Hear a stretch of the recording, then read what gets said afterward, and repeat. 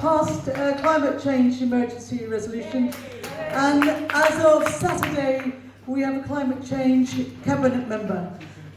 So if anyone's looking for model resolutions, come and see me afterwards or talk to our cabinet member, Maya Evans. Right, okay. Okay, I'm now Jewish Voice for Labour. I don't get any more serious. Actually, I'm very serious. I'm very upset and angry and bored with speaking about Jewish Voice for Labour, anti-Semitism in the Labour Party. I didn't join the Labour Party to do any of that. I joined the Labour Party for the reasons everybody else joined the Labour Party, and I'll get to that a bit later. So a question was posed, why Jewish Voice for Labour?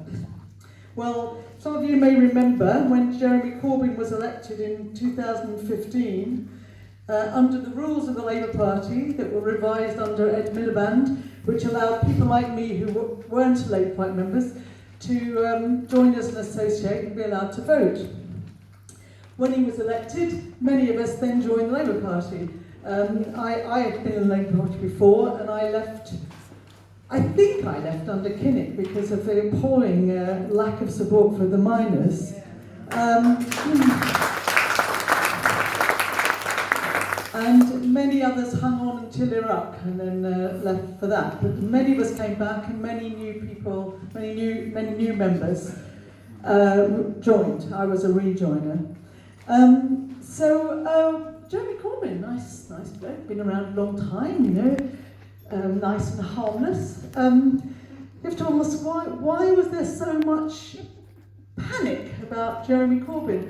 I remember going to the Labour Party conference as a new member, I think in 2016, when it hadn't got as bad as it got, and Diane Abbott sort of folding her arms to the new members meeting saying, it's not as if he's calling for workers' militias, is he?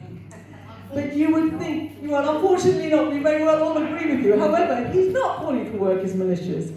But the ruling class, nonetheless, I haven't used the terms ruling class as often since I was in my early 20s as I have in the last year or two. The ruling class went into action immediately. Accusations abounded of different things Corbyn had done. He was a Czech spy, he was a terrorist sympathiser. I've forgotten some of the others. And he's gotten a lot more. Well, that's enough of it. But of course, they then found something that stuck. And you have to ask why. What was the panic in the ruling class, given he wasn't about to set up workers' militias? But obviously, clearly a socialist, a left-wing, democratic socialist position. And I think we also have to remember that Jeremy Corbyn had been prominently associated with certainly 3 key organisations.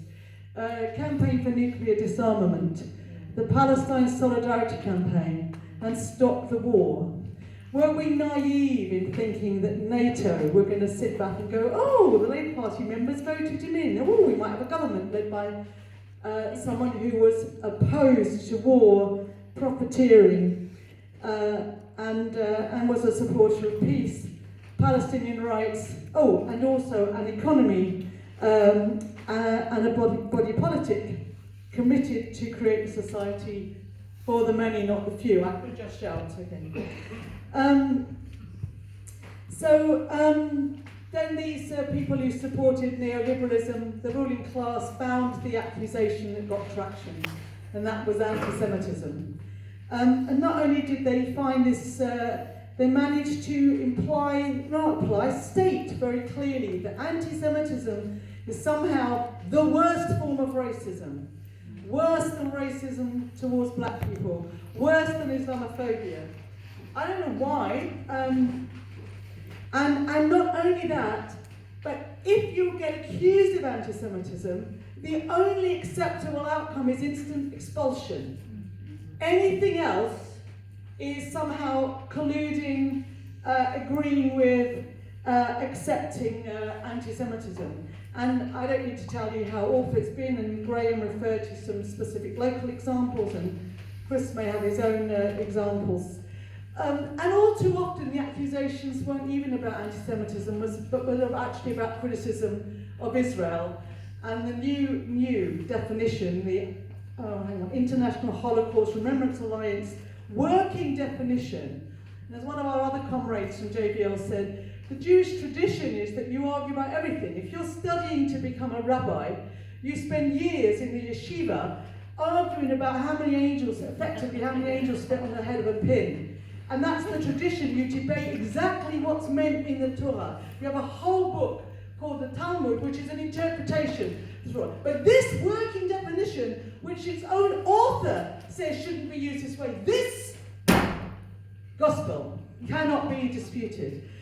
So this is why JBL, we need organisations, and many people are frightened to say those things for fear of the accusation. And when it comes to Israel, so I lost my thread a bit, you've got people who do think they're supporting Palestinians, who do say things that are clumsy at best, anti-Semitic at worst. But sometimes, and that's not acceptable, but that doesn't mean expulsion. It might be a conversation, it might be a training course. But when you've got not only Netanyahu, but almost everyone in Israel, and its many uncritical supporters conflating Zionism and Judaism, it isn't that surprising that people who are genuinely ignorant, and why should everyone understand every nuance of every subject on the earth, also conflate it. I'll give you an example. In 2014, when we saw the worst bombing of Gaza, I get every day in my emails something called the Times of Israel email edition, and therefore you sometimes get, quite interesting, when I have time to read it, which is almost never, but you also get promotions. So would I like to buy a house on a settlement, for example. But in 2014, at the beginning of the bombardment, I got a message saying, please give generously to the brave soldiers of the Israeli Defense Force who are about to enter Gaza on behalf of the nation of Israel and the Jews of the world. So I was completely stunned. So you will all understand why, as a Jew, which has become a term of insult, as a Jew, but as a Jew, I have to stand up and say, no, not in my name. And so these accusations, we also had to say, no, not in my name. So we absolutely have to stand up for the right of free speech on Israel. But we're not just about that. We are Jewish people who are very comfortable in the Labour Party. We're angry about some of the things, we wish we had more. There's lots of things we have the same criticism of the Labour Party, and sometimes even our leadership that we want to support, don't quite go back to back for us. But we are very comfortable in terms of a left-wing programme, because whereas the Jewish Labour movement, which claims to be the voice of Jews in the Labour Party, but without going into too much technicality, the Jewish Labour movement, to be a member, and it's true of any socialist association that's affiliated, you don't have to be a Labour Party member. You also don't have to be Jewish. And you'll be a member of the Jewish Labour movement. The Jewish Labour movement used to be called Poad Zion, which means workers of Zion. To belong to them, you have to sort of put Israel at the centre of your Jewish life. So any Jews like me, who are highly critical, even anti-Zionist, you're clearly not going to be comfortable there. And they had, at their recent annual general meeting, they decided to stay. They were threatening to leave, but they didn't. But they passed a motion of no confidence in Jeremy Corbyn, in huge detail, like clause after clause after clause after clause about the terrible things that he was doing. And one clause said, a UK government led by Jeremy Corbyn is against the interest of British Jews. That made me feel almost as cold as we're going into Gaza to bomb the hell out of innocent people on my behalf.